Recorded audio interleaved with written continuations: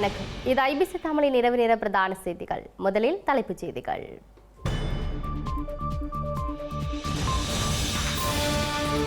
அமைச்சரவையில் மாற்றங்கள் எதுவுமில்லை, ஸ்ரீலங்கா அரசாங்கம் அறிவிப்பு. நூதனமான முறையில் தொடரும் காணி அபகரிப்பு, ஆக்கிரமிப்புக்கு துணை போகும் அரசு அதிகாரிகள். மனைவியின் தலையுடன் காவல்துறையில் சரணடைந்த கணவன், வவுனியாவில் அரங்கேறிய கொடூரம். காசாவில் இடம்பெற்ற கொலைகள், சுயாதீன விசாரணை நடத்தப்பட வேண்டும் என வலியுறுத்தும் ஐநா. கமல்ஹாசனை கண்டித்துள்ள கர்நாடக உயர் நீதிமன்றம், மன்னிப்பு கோர வேண்டும் எனவும் தெரிவிப்பு.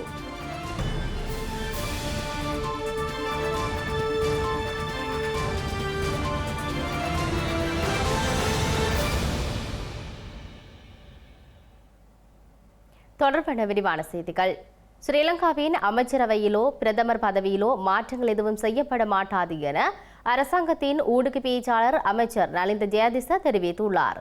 நாரகன்பேட்டையில் இன்று இடம்பெற்ற ஊடக சந்திப்பில் கருத்து வெளியிட்ட நலிந்த ஜெயதிச அமைச்சரவை மாற்றம் அல்லது பிரதமர் பதவியில் மாற்றம் ஏற்பட உள்ளதாக வெளியான செய்திகளை நிராகரித்துள்ளார். ஸ்ரீலங்காவின் பிரதமர் பதவிக்கு வைத்தியர் நலிந்த ஜெயதிச அல்லது பிமல் ரத்நாயக்க ஆகியோரில் ஒருவர் நியமிக்கப்படலாம் என செய்திகள் வெளியாகியிருந்தன. எனினும் அத்தகைய விவாதங்கள் எதுவும் அரசாங்கத்திற்குள் இடம்பெறவில்லை என இன்று அமைச்சரவை சந்திப்பில் நலிந்த ஜெயதிச கூறியுள்ளார். இந்த செய்தி முற்றிலும் தவறானது எனவும் அமைச்சரவையோ பிரதமரையோ மாற்றும் திட்டமோ விவாதங்களோ இல்லை என அவர் குறிப்பிட்டுள்ளார். இந்த வதந்திகள் எதிர்க்கட்சிகளால் பரப்பப்பட்டிருக்கலாம் எனவும் ஸ்ரீலங்காவின் ஊடக பேச்சாளர் வைத்தியர் நலிந்த ஜெயதிச மேலும் கூறியுள்ளார். ஸ்ரீலங்காவின் முன்னாள் ராஜாங்க அமைச்சர் PS சேனகமகே லஞ்சம் மற்றும் ஊழல் ஒழிப்பு விசாரணை ஆணைக்குழுவில் முன்னிலையாகி வாக்குமூலம் வழங்கியுள்ளார். இன்று காலை ஆணைக்குழுவில் முன்னிலையான முன்னாள் ராஜாங்க அமைச்சர் கிட்டத்தட்ட 3 மணி நேரம் வாக்குமூலம் அளித்துவிட்டு வெளியேறியதாக மூத்த காவல்துறை அதிகாரி கூறியுள்ளார்.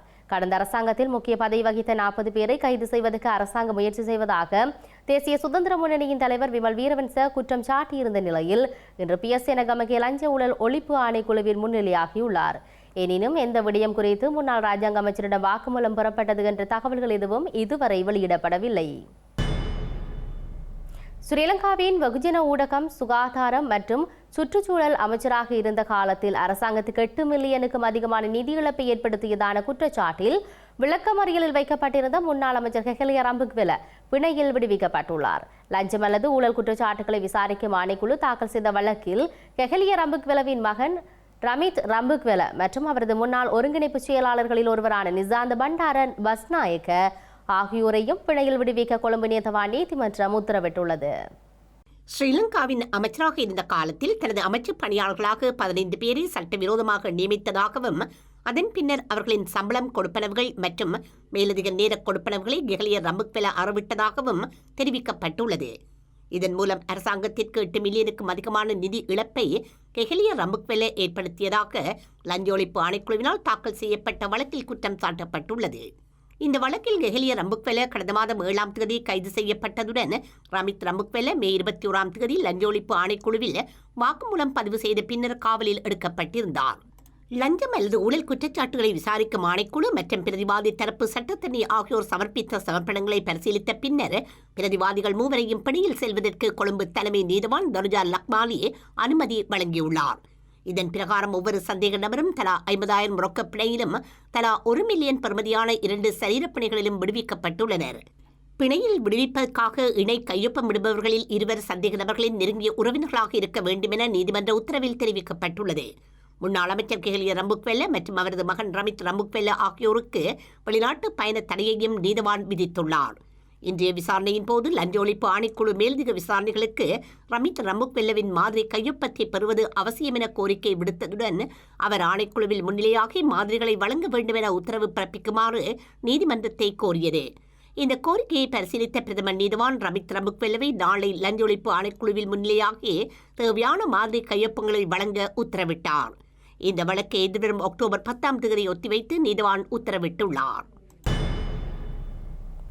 மனைவியை கொலை செய்ததாக சந்தேகிக்கப்படும் கணவர் மனைவியின் தலையுடன் காவல் நிலையத்தில் சரணடைந்துள்ள சம்பவம் வவுனியா புளியங்குளம் பகுதியில் இடம்பெற்றுள்ளது. குறித்த பெண் அரச பாடசாலை ஆசிரியர் எனவும் கற்பழிப்பு எனவும் தெரிவிக்கப்படுகிறது. வவுனியா புளியங்குளம் காவல்துறை நிலையத்திற்கு உந்துருளில் சென்ற இளம் குடும்பஸ்தர் தாம் கொண்டு வந்த பொலித்தீன் பையினுள் தனது மனைவியின் தலை இருப்பதாகவும் அவரை கொலை செய்து காட்டுப்பகுதியில் உடலை விட்டு வந்துள்ளதாகவும் தெரிவித்துள்ளார். இதனால் அதிர்ச்சியடைந்த காவல்துறையினர் சந்தேக நபரை உடனடியாக கைது செய்து விசாரணைகளை மேற்கொண்டுள்ளனர். இந்த விசாரணையின் அடிப்படையில் உயிரிழந்த பெண்ணின் உடல் சின்ன பூவரசங்குளத்தில் அமைந்துள்ள காட்டுப்பகுதியில் இருந்து காவல்துறையினரால் மீட்கப்பட்டுள்ளது. அனந்தர் புளியங்குளம் நொச்சிக்குளத்தைச் சேர்ந்த ஆசிரியையான 32 வயதான சுகீதரன் சொர்லதா என்ற பெண்ணை உயிரிழந்துள்ளார். வவுனியா வடக்கு பகுதியில் உள்ள அரச பாடசாலையொன்றில் ஆரம்ப பிரிவிற்கு கல்வி கற்பிக்கும் ஆசிரியையான இந்த பெண் படுகொலை செய்யப்பட்ட போது கர்ப்பிணியாக இருந்ததாகவும் தெரிவிக்கப்பட்டுள்ளது. கணவன் மனைவி இருவருக்கும் இடையில் நீண்ட காலமாக குடும்ப தகராறு இருந்துள்ளதாக தெரிவிக்கப்படுகின்றது. இந்த நிலையில் இன்று காலை நொச்சிக்குளம் பகுதியிலிருந்து கணவனும் மனைவியும் உந்துருளியில் புளியங்குளம் நோக்கி சென்றுள்ளனர். கொலை செய்ய திட்டமிட்டிருந்த கணவர் சின்ன பூவரசங்குளம் காட்டுப்பகுதி கலைத்துச் சென்று மனைவியை கொலை செய்ததாக வாக்குமூலம் வழங்கியுள்ளார். யாழ்ப்பாணத்தைச் சேர்ந்த கோ சுகீதரன் என்ற நபரே காவல்துறை நிலையத்தில் சரணடைந்துள்ளதுடன் இந்த சம்பவம் தொடர்பாக புளியங்குளம் காவல்துறையினர் விசாரணைகளை முன்னெடுத்துள்ளனர். முல்லைத்தீவு மாவட்டத்தில் நூதனமான முறையில் தமிழ் மக்களின் காணிகள் அபகரிக்கப்பட்டு வருவதாக வன்னி நாடாளுமன்ற உறுப்பினர் துரைராச ரவிகரன் ஸ்ரீலங்கா நாடாளுமன்றில் சுட்டிக்காட்டியுள்ளார். நாட்டில் ஊழலை ஒழிப்பதாக ஆட்சிக்கு வந்த அரசாங்கம் குறித்த விடயத்தில் நீதியை நிலைநாட்ட வேண்டும் எனவும் கோரியுள்ளார். முல்லைத்தீவு மாவட்டத்தின் ஒட்டுசுட்டான் பிரதேச செயலாளர் பிரிவில் நான் மேற்கொண்ட கள விஜயத்தின் போது அரசாங்கத்தின் சில திணைக்களங்கள் நூதனமான முறையில் தமிழ் மக்களின் காணிகளை திருடி வருவதை அவதானிக்க முடிந்தது. வனவள திணைக்களம், தொல்லியல் திணைக்களம், வன ஜீவராசிகள் திணைக்களம் இத்திணைக்களங்கள் நாட்டில் நடைமுறையில் உள்ள சட்டங்களுக்கு முரணாக பொதுமக்களின் காணிகளை திருடி வருகின்றார்கள். பொதுமக்கள் குற்றஞ்சாட்டுகின்றார்கள். பொதுமக்களின் குடியிருப்பு காணிகளையும் அவர்களின் வயல் நிலங்களையும் வர்த்தமானி அறிவித்தல் மூலம் சட்டத்துக்கு முரணான வகையில் வன ஒதுக்கு பிரதேசங்களாக, தொல்லியல் ஒதுக்கு பிரதேசங்களாக ஒதுக்கீடு செய்து அறிவிக்கின்றார்கள். இதனால் இங்குள்ள மக்கள் தமது பூர்வீக குடியிருப்பு காணிகளில் குடியிருக்க முடியாமல், வயல் நிலங்களில் பயிரிட முடியாமல் இத்திணைக்களங்களால் துரத்தி அடிக்கப்படுகின்றார்கள். இதனால் இவர்களுடைய வாழ்வாதாரம், அவர்களுடைய அன்றாட உணவு தேவை, அவர்களுடைய பிள்ளைகளின் கல்வி என்பவை மறுக்கப்படுகின்றது. ஒட்டுசுட்டான் பிரதேச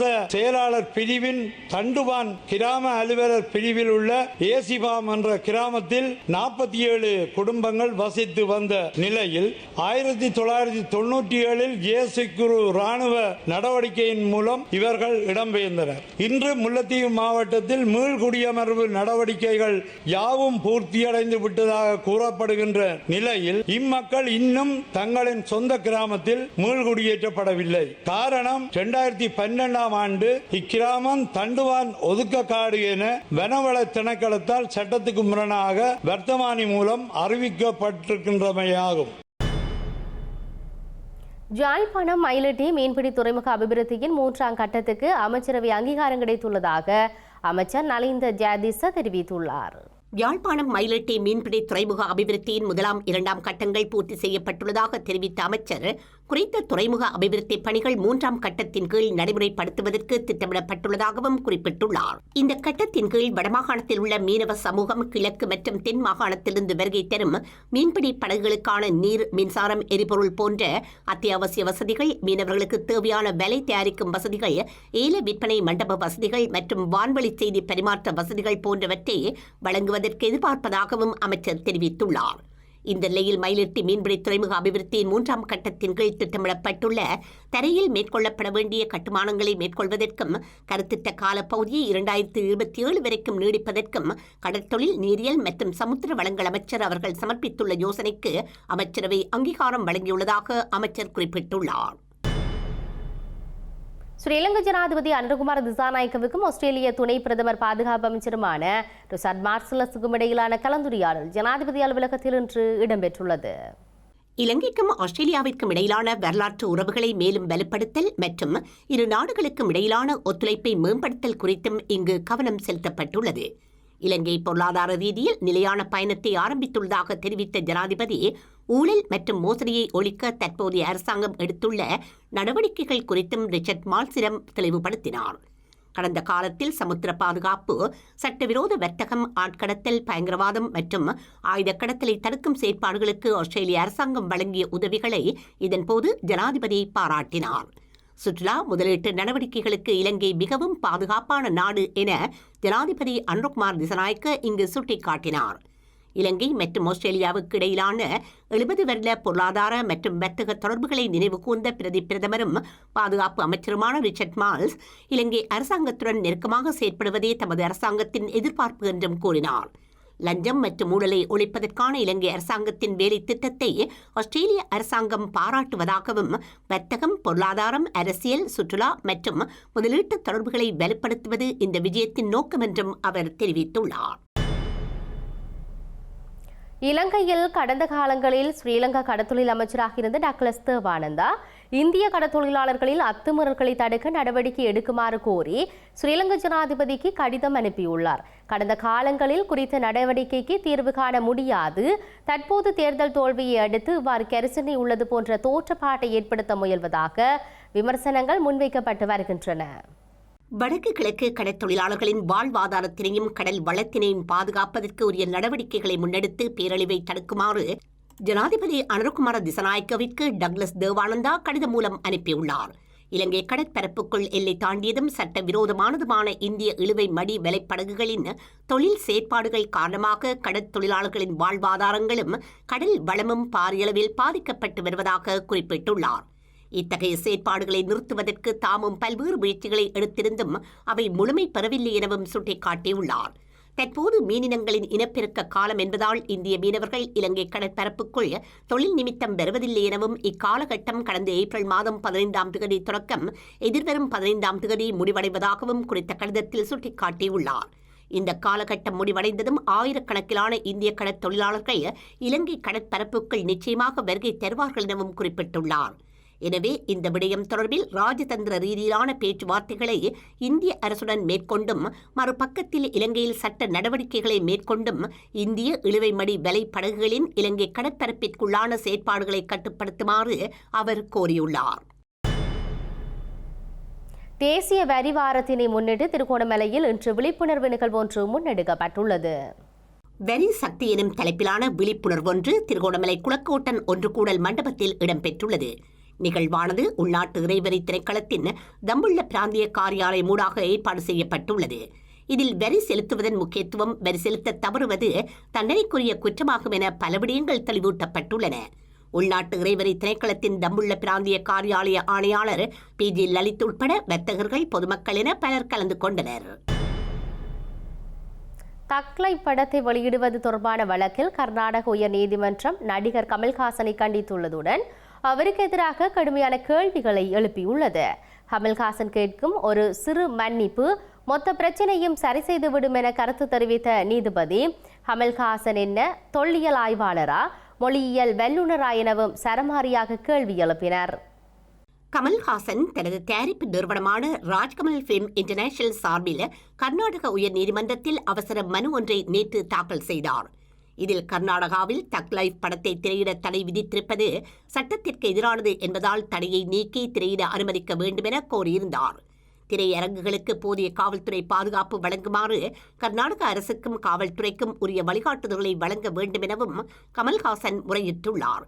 இந்த மனுவை விசாரித்த நீதிபதி நாகப்பிரசன்னா, எந்த மொழியும் இன்னொரு மொழியில் இருந்து பிறக்க முடியாது என்றும் அதற்கான ஆதாரம் எங்கே எனவும் கேள்வி எழுப்பினார். கன்னட மக்களின் உணர்வுகளை குறைத்து மதிப்பிடுகின்றீர்களா என கேள்வி எழுப்பிய நீதிபதி, மன்னிப்பு கேட்பதில் என்ன பிரச்சனை இருக்கின்றது எனவும் இப்படியொரு சூழலை ஏற்படுத்திவிட்டு மன்னிப்பு கேட்க மாட்டேன் என்று கூறுவது குறித்தும் கேள்வி எழுப்பினார். தக் லைஃப் திரைப்படம் மூலம் கோடிக்கணக்கில் சம்பாதிக்க நிற்கும் கமல் மன்னிப்பு கேட்பதில் என்ன தவறு இருக்கின்றது என்றும், பேசுவதற்கு உரிமை உண்டு, ஆனால் காயப்படுத்துவதற்கு உரிமை இல்லை எனவும் நீதிபதி குறிப்பிட்டுள்ளார். கன்னட மக்கள் தரும் கோடிக்கணக்கான பணம் வேண்டும், அதை பார்க்கும் மக்கள் வேண்டாமா எனவும் சரமாரியாக கருத்து நீதிபதி தெரிவித்தார். உணர்வுகளை காயப்படுத்த எந்த குடிமகனுக்கும் உரிமை இல்லை எனவும் நீதிபதி நாகப்பிரசன்னா காட்டமாக தெரிவித்துள்ளார். ஹாசாவில் மனிதாபிமான உதவிப் பொருட்களை விநியோகிக்கும் தளத்துக்கு அருகே இடம்பெற்ற கொலைகள் குறித்து சுயாதீன விசாரணை நடத்தப்பட வேண்டும் என ஐக்கிய நாடுகள் சபை வலியுறுத்தியுள்ளது. பொதுமக்கள் மீதான தாக்குதல்கள் யுத்த குற்றங்கள் என ஐக்கிய நாடுகள் மனித உரிமைகள் ஆணையாளர் வோல்கர் துர்க் தெரிவித்துள்ளார். காசாவின் தென் பகுதியில் உள்ள ரஃபான் நகரில் மனிதாபிமான உதவிப் பொருட்களுக்காக காத்திருந்த மக்கள் மீது நடத்தப்பட்ட தாக்குதலில் குறைந்தது 27 பேர் பலியாகியதுடன் 90 பேர் வரை காயமடைந்துள்ளனர். இந்த நிலையில் உதவி வழங்கும் கட்டடப் பகுதிக்கு அருகே பல சந்தேக நபர்கள் இருப்பது கண்டறியப்பட்டதை அடுத்தே தமது படையினர் துப்பாக்கி பிரயோகம் மேற்கொண்டதாக இஸ்ரேலிய ராணுவம் கூறியுள்ளது. இந்த தாக்குதலின் போது ஏற்பட்ட உயிரிழப்புகள் குறித்து ஆராய்ந்து வருவதாகவும் இஸ்ரேல் ராணுவம் மேலும் குறிப்பிட்டுள்ளது. இந்த நிலையில் அமெரிக்க இஸ்ரேலிய ஆதரவு பெற்ற உணவு விநியோக மையத்திற்கு அருகில் தொடர்ந்து 3 நாட்களாக மக்கள் கொல்லப்பட்டு வருவதாக ஐக்கிய நாடுகளின் மனித உரிமைகள் ஆணையாளர் வால்கர் துர்க் கூறியுள்ளார். இந்த கொலைகளுக்கு பொறுப்பானவர்கள் சட்டத்தின் முன் நிறுத்தப்பட வேண்டும் எனவும் அவர் வலியுறுத்தியுள்ளார். காசாவில் மிக குறைந்த அளவிலான உணவு உதவியை அணுக முயற்சிக்கும் பொதுமக்கள் மீதான தாக்குதல்கள் மனச்சாட்சிக்கு எதிரானது எனவும் வால்கர் துர்க் குறிப்பிட்டுள்ளார். பொதுமக்களுக்கு எதிரான தாக்குதல்கள் சர்வதேச சட்டத்தை தீவிரமாக மீறும் ஒன்று என்பதுடன் அது போர்க்குற்றமாகும் எனவும் ஐக்கிய நாடுகளின் மனித உரிமைகள் ஆணையாளர் மேலும் கூறியுள்ளார். செய்திகளின் நிறைவாக மீண்டும் தலைப்புச் செய்திகள்.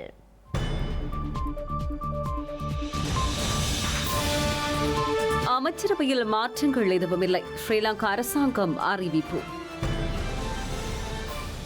நூதனமான முறையில் தொடரும் காணி அபகரிப்பு, ஆக்கிரமிப்புக்கு துணை போகும் அரசு அதிகாரிகள். மனைவியின் தலையுடன் காவல்துறையில் சரணடைந்த கணவன், வவுனியாவில் அரங்கேறிய கொடூரம். காசாவில் இடம்பெற்ற கொலைகள், சுயாதீன விசாரணை நடத்தப்பட வேண்டும் என வலியுறுத்தும் ஐநா. கமல்ஹாசனை கண்டித்துள்ள கர்நாடக உயர் நீதிமன்றம், மன்னிப்பு கோர வேண்டும் எனவும் தெரிவிப்பு.